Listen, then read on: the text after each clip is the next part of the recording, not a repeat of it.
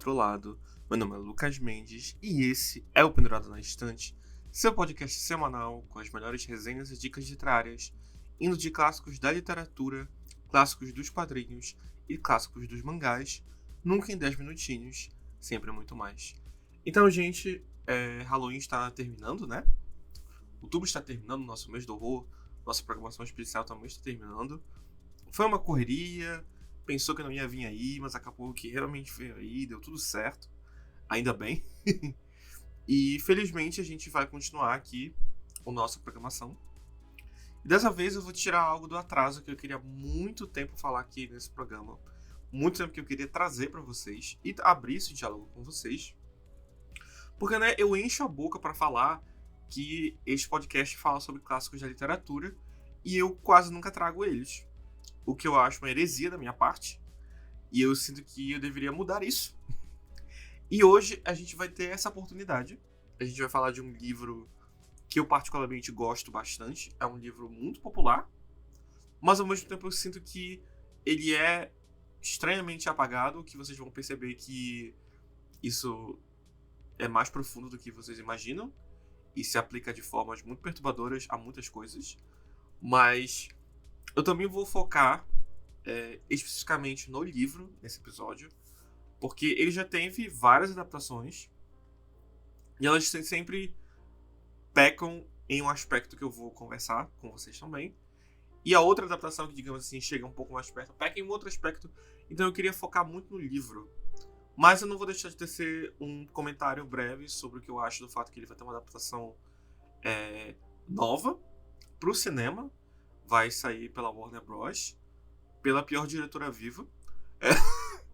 Mas a gente vai, como eu falei, a gente vai chegar nessa parte, eu vou desenvolver. Mas eu quero muito falar primeiro do livro. Porque eu já tive conversas sobre ele com amigos próximos que não gostam, com amigos que já leram na época do colégio, por causa de Crepúsculo. Mais uma vez, Crepúsculo aparecendo nesse podcast. Será um sinal? E foram também impactados pela história. E é um livro que ele carrega muitas coisas fortes, ele carrega muito subtexto, ele carrega muito texto. É um livro extenso, é um livro difícil, mas eu acho um livro recompensador e também horrível. E eu digo isso como elogio. Então, sem mais delongas, hoje a gente vai falar dele, sim, aquele que é o mais temido, mentira. O Morro dos Ventos Uivantes, de Emily Brontë. Não, Heathcliff, não é isso que eu quero. Você só quer me mandar embora. Isso não adianta. Fiquei aqui e fui surrado como um cão. Abusado, insultado e levado à loucura, mas fiquei só para estar perto de você, mesmo como um cão. E fico até o fim. Eu vou viver e morrer sob esta rocha.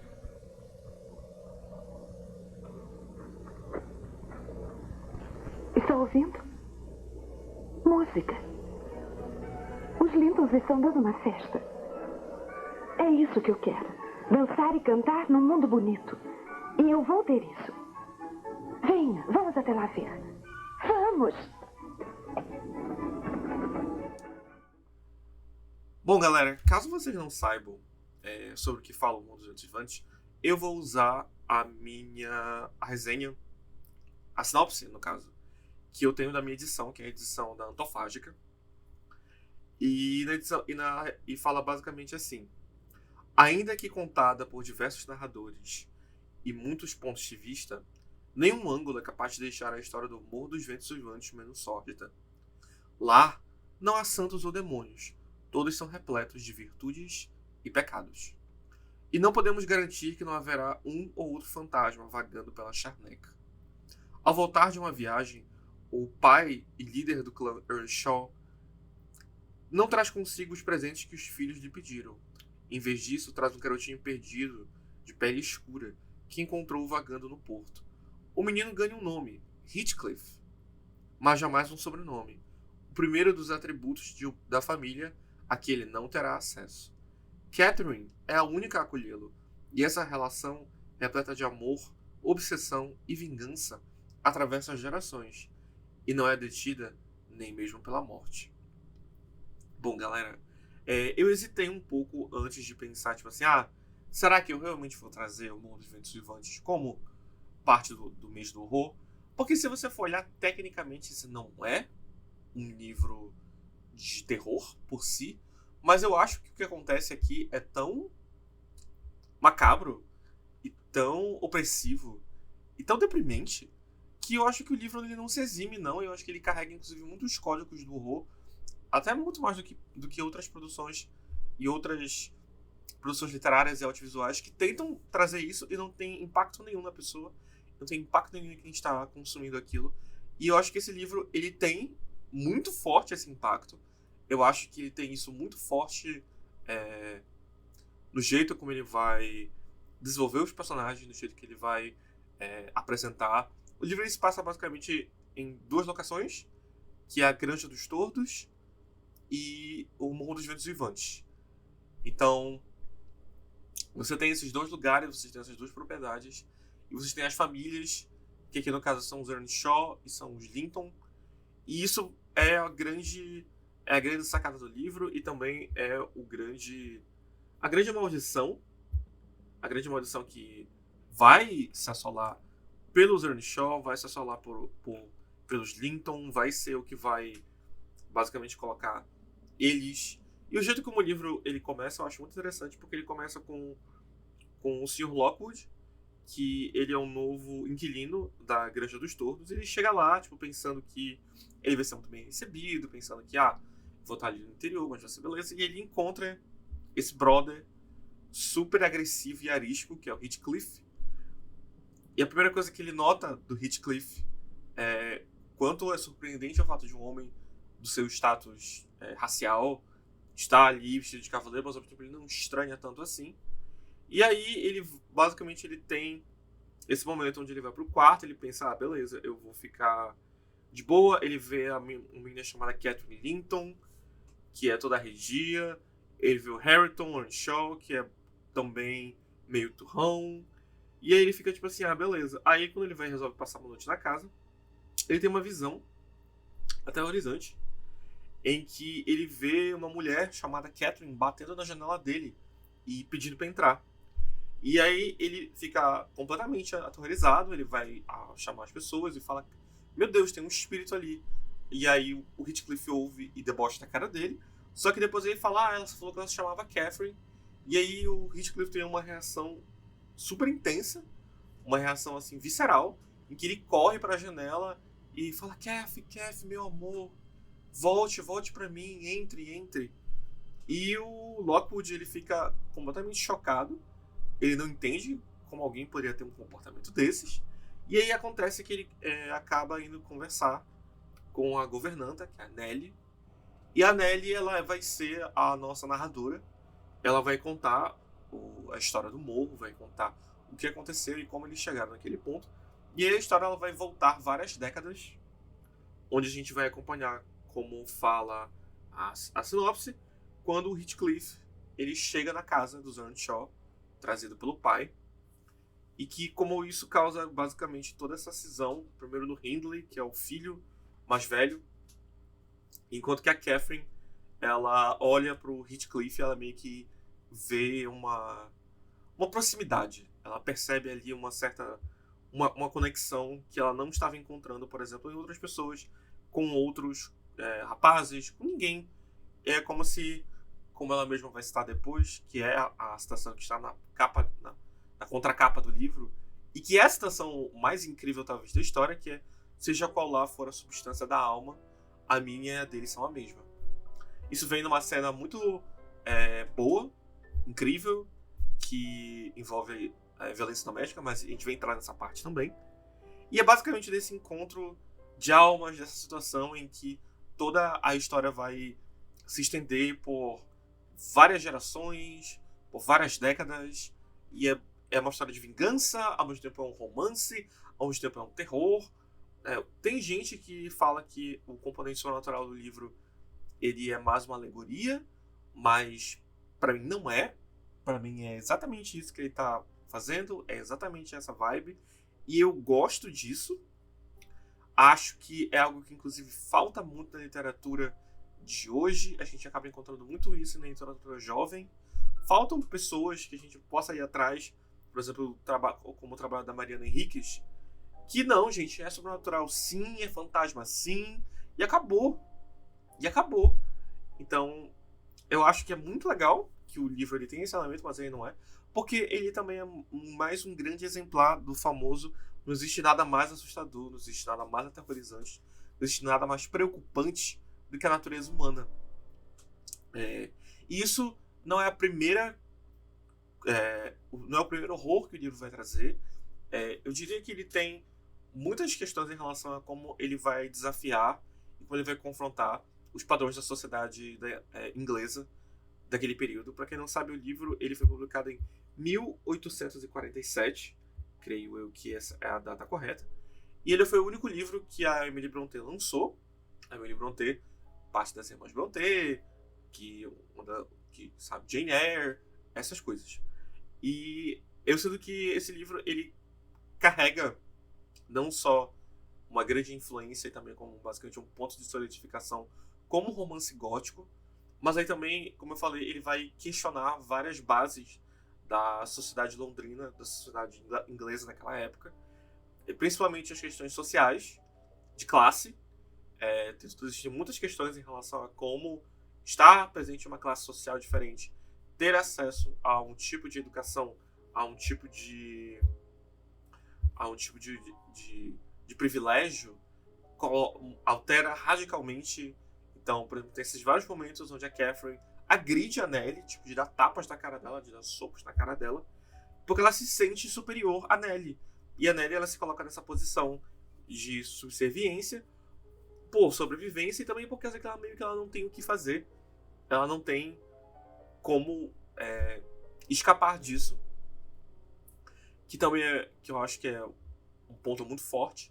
Mas todas essas questões estão focadas, obviamente, no Heathcliff. Heathcliff, que é um personagem que ele é muito complexo, é um personagem muito atormentado e é um personagem muito rancoroso. E sinceramente eu entendo ele. Assim, gente, eu sei que não é nenhuma opinião polêmica, tipo, gente, o Heathcliff ele meio que não fez nada de errado. Ele fez, gente. Heathcliff ele faz muitas coisas erradas. Mas eu sinto que existe uma certa validação, ao mesmo tempo que o livro ele carrega discussões sobre como isso talvez seja parte da natureza dele, mas ele também projeta isso como uma validação dos preconceitos dos outros, não algo do caráter dele. Então eu sinto que existe uma nuance muito fascinante para um livro de basicamente 2 séculos atrás, que é triste que a gente não... Também seja difícil da gente procurar.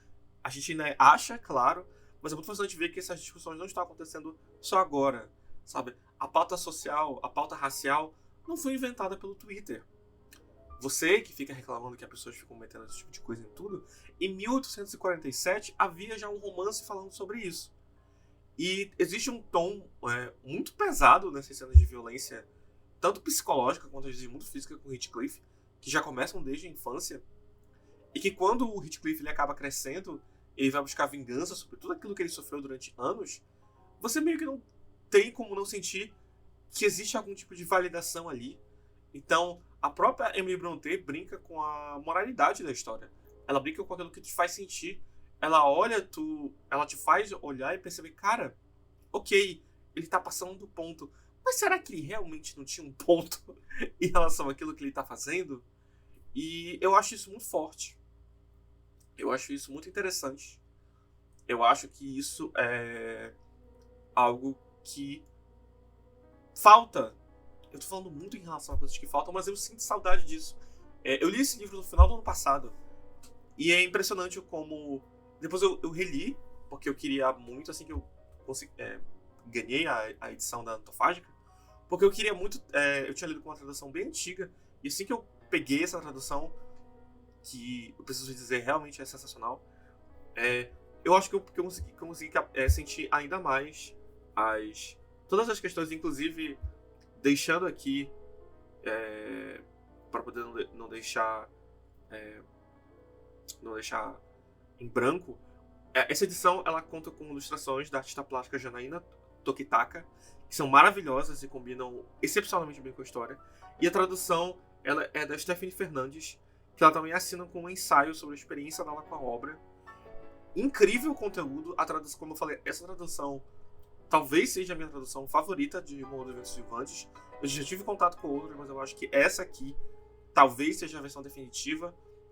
Eu também peguei para ver um pouco da edição original e ela capta excepcionalmente bem todo o senso de infortúnio, o senso de podridão, de que aquelas almas ali são, mesmo estando vivos, estando conversando, já são almas penadas e poucas coisas podem fazer com que elas acordem de novo. Nem sempre o amor é o suficiente. Nem sempre o amor é o bastante para curar feridas tão profundas. E eu acho que isso também é importante de trazer no livro. Eu acho que isso ainda é importante. E isso volta no Heathcliff. Porque o Heathcliff é um personagem sensacional. Eu não consigo não pensar nele. Como eu falei no livro, ele tem uma pele mais escura. O livro ele dá a entender que o Heathcliff ele faz parte do povo Romani. Para quem não sabe o que é o povo Romani, eles eram comumente conhecidos com uma palavra com C, que eu não vou dizer aqui, mas você sabe o que eu quero dizer. Como aparece em Corcunda de Notre Dame. E se você for como eu e é nerdola de quadrinhos, você vai lembrar também que é o povo originário da Wanda Maximoff, a Feiticeira Escarlate. E também é uma parte da família, do lado da família do Asa Noturna, o Dick Grayson. Então o povo Romani, eles também não são um povo ficcional, são realmente uma minoria que é oprimida muito por séculos de estereótipos que são colocados em cima deles. E eu senti muito que o livro ele trabalha muito com essa ideia, por causa que muito dos maus tratos que o Heathcliff sofre vem com base tanto no teor racial, deles verem ele como se fosse realmente esse ser diferente dos outros, e também se aplica na questão de classe. Porque eu esqueci de falar que esse episódio também vai ter cheio de spoiler, porque enfim, gente, é um livro de 1847. Se você ainda não leu, você está perdendo tempo. Vá ler. Se você quiser ler agora, você pode, eu creio que tem um site do governo federal onde eles fornecem PDFs de livros que estão em domínio público, ou na Amazon a mesma coisa. Esse livro está disponível tanto no site do governo federal quanto na Amazon de graça. Você pode ler esse livro de graça.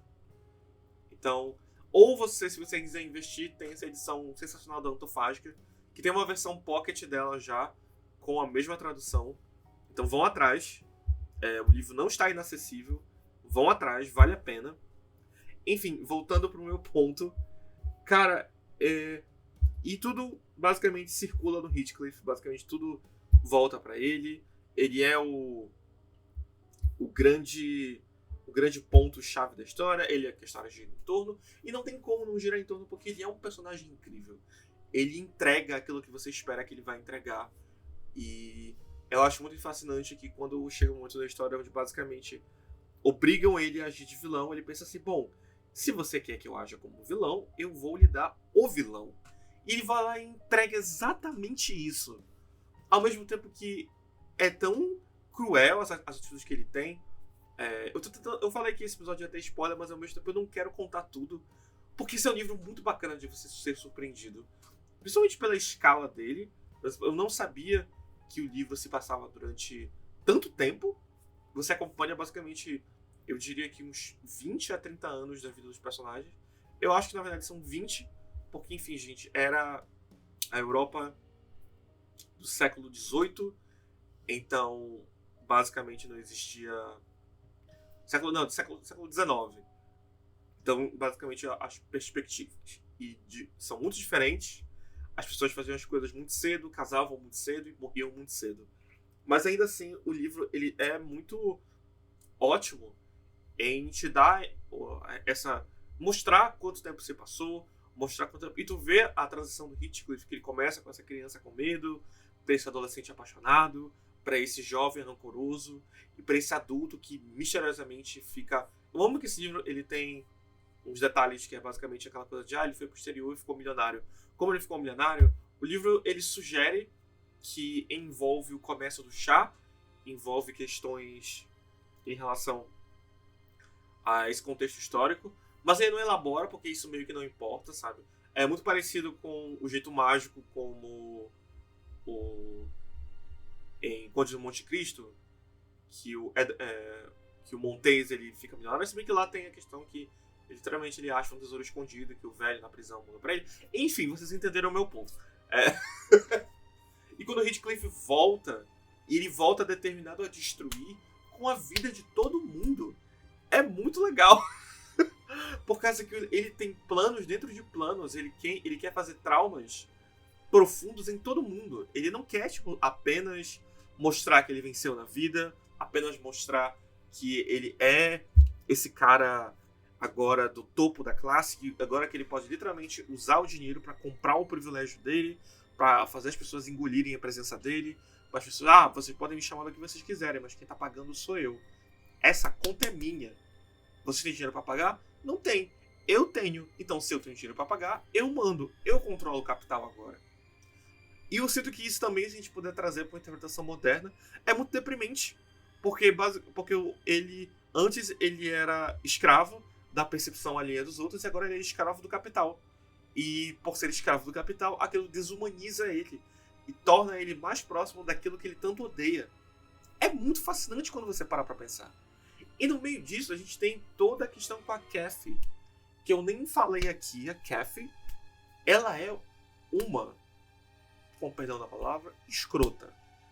Ela é racista, ela é classicista, ela é ignorante, ela é ignóbil, ela é burra, ela é mimada, e eu amo ela. Cara, ela é uma personagem sensacional. Sensacional. Porque ela é alguém podre por dentro. Ela é alguém que eu não daria bom dia na rua. Mas ainda assim, ela encontra o amor verdadeiro. Alguém que compreende ela como ela é e que ama ela como ela é na figura de alguém que ela foi ensinada a odiar por ser diferente. E talvez uma outra interpretação, talvez uma outra visão pegaria esse contexto e criaria uma história, digamos assim, um pouco mais branda. Mas Emily Brontë pune a Kathy por isso. Ela pune não apenas a Kathy, mas pune tudo que veio dela depois e até o que veio antes. Porque seria muito fácil, talvez, ela mudar de opinião, ela crescer como pessoa, ela melhorar, ela encontrar a luz, mas ela não faz isso. A Kathy, ela permanece fiel a si mesma, até mesmo quando é tarde demais. E é preciso muita coragem de escrever uma personagem tão odiosa e ao mesmo tempo tão fascinante assim. E a Emily Brontë teve essa coragem. Ela coloca a Kathy para a cara a tapa mesmo. E você vê que por trás de tudo aquilo, por trás de toda aquela birra, por trás de todo esse fogo, essa vontade de ser autodestrutiva, existe uma pessoa ali. Uma pessoa que não é perfeita, longe disso, na verdade é odiosa, mas ainda é uma pessoa, ainda é um ser humano. Me lembrou muito a abordagem que o Art Spiegelman teve em Maus, inclusive, retratando o próprio pai. Se você teve o prazer de ler Maus, você vai saber que é uma história também muito complexa e muito interessante em relação a como o ódio molda as nossas vidas. E eu sinto ecos um pouco disso aqui, sabe? Essa coisa de você desafiar. E ela tem química absurda com o Heathcliff. Ela tem esse desejo por ele, ao mesmo tempo que ela tem essa saudade que nunca passa, de que cada momento que eles não estão perto um do outro é como se o ar ficasse mais rarefeito, é como se as velas se apagassem, é como se o frio que está nas paredes entrasse pelas peles deles e se espalhasse pelas veias. É tão bom de ler, sabe? Esse livro é o verdadeiro dark romance. A gente fica vendo essas descrições bregas e chatas de dark romance e eles não chegam perto de um fio de cabelo desse livro. Esse livro é o verdadeiro dark romance. Isso é muito bom. É muito bacana. E você vai vendo isso. E quando a Kathy morre, e ela morre, obviamente, ela morre com uma doença muito parecida com... eu queria deixar aqui um salve pro meu amigo, o Chell. Que o Chell, desde que a gente conheceu, ele gostava muito de anime. E ele falava da doença que acontece com meninas de anime, que é o câncer de anime. A pessoa tosse sangue, ela fica tonta e morre. E a Kathy, como uma boa heroína vitoriana, ela é acometida de câncer de anime. E ela morre em desgosto, ao mesmo tempo que ela morre sabendo que o Heathcliff ama ela. Tem coisas muito bonitas, sabe? Um momento, inclusive, que ela morre, o Heathcliff consegue se declarar para ela e, basicamente, eles ficam abraçados um no outro, lamentando as décadas em que eles passaram distantes e tudo aquilo que aconteceu. E aí ela morre e, em vez do Heathcliff usar esse momento para poder refletir e crescer como pessoa, ele pensa assim: bom, agora só me resta ser pior ainda do que eu já fui. Eu admiro a determinação dele. Não podemos dizer que o Divo não é dedicado. Isso ninguém pode dizer que ele não é. Ninguém pode dizer que ele não é. E aí o livro vai avançando, o livro culmina nesse grande conflito onde basicamente ele tenta manipular o próprio filho que ele teve com uma mulher que ele odeia para poder criar mais uma coisa, mas o plano dele dá errado, ele fica condenado a tratar todo mundo mal e até no momento em que finalmente ele é liberto do próprio ódio pela morte e ele encontra a paz, se tornando um espírito junto com a Kathy. Como eu falei, existem muitas nuances mais ainda nesse livro. Eu acho que ele é uma história que vale a pena você investir, é uma história que vale a pena você ir atrás e falar: não, eu vou ler, eu vou dedicar tempo, eu vou dedicar a minha vida para poder terminar esse livro, porque esse livro vale a pena. É algo tão romântico, é assustador, é um livro abrasivo, é um livro desagradável. Tu conta nos dedos das mãos os personagens, por exemplo, o Lockwood, que tu começa o livro sendo basicamente o olhar do público, tu até pensa que ele é até um relativamente mais decente, apesar de ter um lado meio esquisito. E aí, quando ele ouve a história da Kathy, a conclusão que ele chega foi: ai, poxa, que pena que eu não era o esposo dela. Que pena que a gente não casou. Eu podia ter salvado ela e tratado ela, porque claramente ela era muito linda, tinha seios muito fartos. Enfim, gente, é irônico eu falando isso, mas homem sendo homem, não é mesmo? Enfim. Eu acho que esse é um daqueles exemplares de clássicos que eles se sustentam pelo tempo, porque eles realmente são aquilo que todo mundo fala que eles são, sabe? Eu consigo entender por que Bella Swan era obcecada por esse livro. Eu também ficaria obcecado se eu não fosse um nerdola chato no ensino médio, tivesse pegado realmente pra ler. Provavelmente eu também teria ficado obcecado. Mas enfim, não tive essa sorte. Ela não quer as lágrimas de vocês. Ela agora vai descansar em paz, Heathcliff. Que ela acorde serenamente no outro mundo.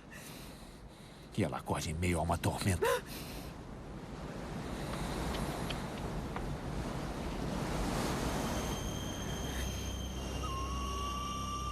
Eu vou fazer uma prece. E vou repeti-la até minha língua ficar dura. Catherine Earnshaw. Que você não descanse enquanto eu estiver vivo. Heathcliff, não faça Disse isso. que eu matei você. Então, agora me prenda. Eu sei bem que os espíritos rondam a Terra. Quero que esteja sempre comigo. Tome qualquer forma. Me leve à loucura. Passando agora para a conclusão também da minha motivação, de eu querer falar sobre o Mundo dos Ventos Vivantes, além de ser um dos melhores livros que eu já li na minha vida, além de ser um romance gótico absurdamente bem feito, absurdamente bem escrito, é por causa que já houveram muitas adaptações desse livro. Desde os anos 40, basicamente você vai encontrar adaptações para o cinema, tem uma minissérie da BBC dos anos 90, tem um filme de 2011 dirigido pelo Andrea Arnold, que é o primeiro livro, adaptação onde o Heathcliff tem pele escura, que seria basicamente o filme perfeito se eles não cometessem um pecado terrível, que eles só contam metade da história e deixam toda a outra metade que eleva muito a primeira metade e se conecta e tem muitos paralelos e tem muitas coisas de lado. Ele vai ter uma adaptação nova a ser lançada, eu creio que já em 2025, mas eu não surpreenderia se fosse 2026, dirigida pela Emerald Fennell, a fascista do momento. Ela é a diretora do horrível Saltburn. E de um filme que eu confesso que eu adorei quando eu vi ele pela primeira vez, mas cada vez que eu penso mais nele, eu gosto menos, mas eu ainda acho que ele tem coisas válidas, interessantes, que é o Promising Young Woman, também conhecido como Bela Vingança. Enfim, eu não gosto dessa mulher, eu não gosto dessa diretora, e eu odeio Saltburn, acho ele basicamente uma fetichização do que deveria ser provocador. Ele é uma piada. E ela anunciou uma adaptação nova de O Morro dos Ventos Vivantes, com a Margot Robbie como Kathy. O que eu vou dizer isso não como uma crítica à Margot Robbie, porque a Margot Robbie é uma excelente atriz. Você pega qualquer coisa que tenha ela, você vai ver que ela é uma excelente atriz. E o Jacob Elord, o Quasimodo da Austrália, como o Heathcliff. Eu não gosto do Jacob Elord. O único papel em que eu posso dizer que eu realmente gosto dele foi durante a primeira temporada de Euphoria, da HBO, e ele em Priscila como Elvis. Tirando isso, tudo que ele fez eu odeio. E eu odeio particularmente ele. Não tem um motivo profundo, não tem nada por isso. Eu não estou ofendendo ele gratuitamente, porque eu ouvi uma história dele em algum lugar, dele ter sido ruim com alguém. Eu só não gosto dele. Eu acho ele um ator ruim. Ah, Lucas, você não tem formação. É verdade. Mas eu tenho olhos, eu tenho ouvidos. E o que eles veem, o que eles ouvem, eles não gostam. Então eu não gosto dele. E eu acho que escalar ele já é ruim por si só. Mas escalar ele como Heathcliff, sabe? Cara, existem inúmeros estudos. Existem vários relatos e histórias de historiadores, de professores de literatura, de doutoras. Tem inclusive na própria edição da Antofágica, eles vêm com um material muito legal pós-aula, que é da Daisy Lillian, a doutora em letras pela UFPB e professora da Universidade Federal de Campina Grande, e a Sofia Netrovski, que é mestre em teoria literária pela USP e roteirista e co-locutora do podcast 20 Mil Léguas. Então, cara, nós temos material feito no Brasil que fala sobre o contexto histórico de Morro dos Ventos Vivantes, que fala sobre os temas e os subtemas que a Emily Brontë quis colocar no livro dela, que ele é esse grande, ao mesmo tempo que ele é esse grande dedo na cara da sociedade, ele também é esse puta romance gótico legal e bem feito e interessante e atmosférico. E aí você vai pegar esse legado que vem desde 1847 e você vai jogar no lixo. De novo! Gente, não é possível. Sério, eu acho que se eles não tivessem... Se ela não tivesse nem se preocupado em escalar um ator no Romani, ok, já seria meio feio. Já seria meio esquisito. Já seria um pouco sem graça. Mas, pelo menos seria uma pessoa racializada. Pelo menos seria uma oportunidade gerada para alguém ganhasse. Podia ser um talento novo, sabe? Realmente ir atrás de alguém.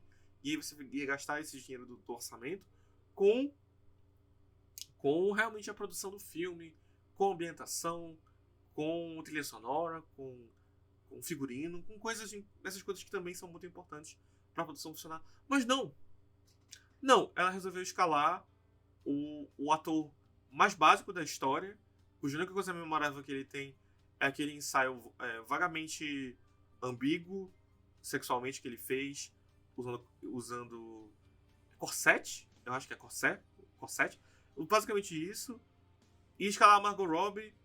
Amo Margot Robbie, diva, estarei sempre contigo, pule fora desse projeto, em nome de Jesus. Se você não tem nada a ver com a Catherine, mas ela é uma atriz, o trabalho da atriz é se adaptar ao papel.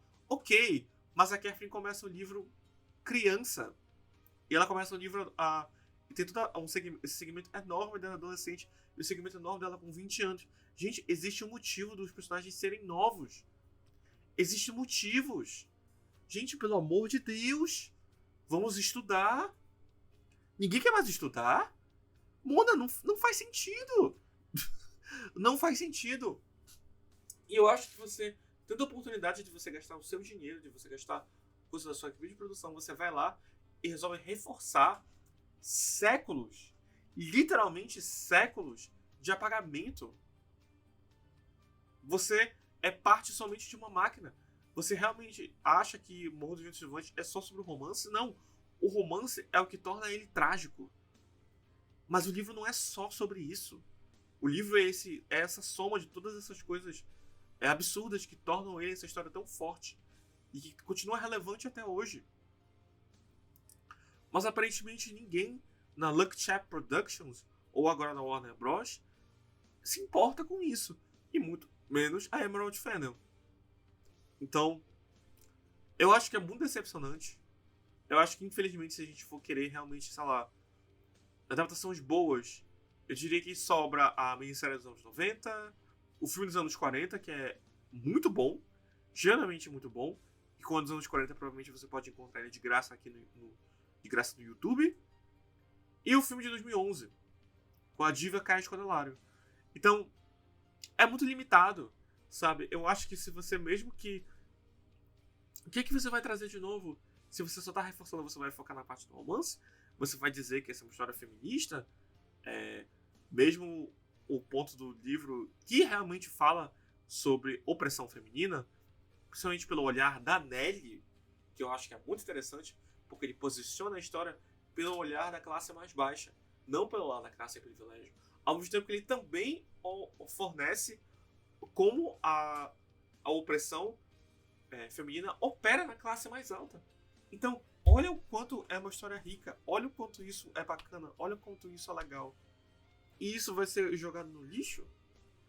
Isso vai ser, basicamente, se ela for focar nisso, ela só vai focar nisso e esquecer de tudo aquilo que torna essa história tão especial. Enfim, acho decepcionante. Eu desejo que tudo de ruim aconteça, não com as pessoas, mas com a produção. Eu desejo que o fantasma da Catherine perturbe todos eles. Eu desejo que tudo dê errado e que esse projeto seja cancelado e caia nas mãos de alguém que realmente se importe com o livro.